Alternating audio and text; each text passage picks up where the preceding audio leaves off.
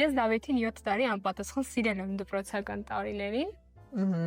Իսկ ինքը տեն շատ վստահ էր, որ երբևիցե ինձ չի սիրելու, մենք կլինենք ու կսահմանափակվի մեր շփումը միայն լավ ընկերներ լինելով։ Բանակ եմ ճանապարհում, ասում Դավ,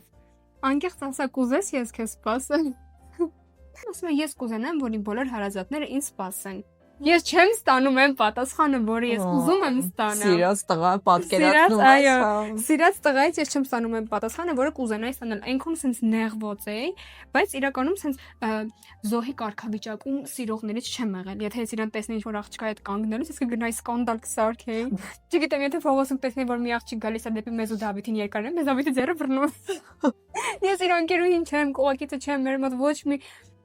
Ես ուղղակի մարդ եմ, ով սիրում էր այդ տղային։ Вот, իսկ ոչ մի բան չէր կարող ասել։ Դա խես անում, դες լավ եմ անում։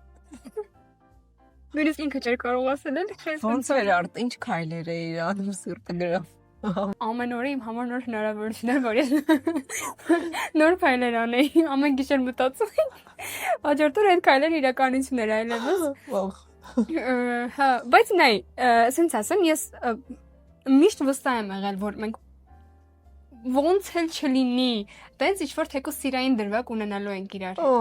Լուրջ եմ ասում, նույնիսկ փոքր ժամանակ մեր դպրոցում ինչ-որ հանդեսներ էր լինում եւ այլն, մենք հանում ենք, դուք պետք է մեծանաք իրար հետ ամուսնանալ։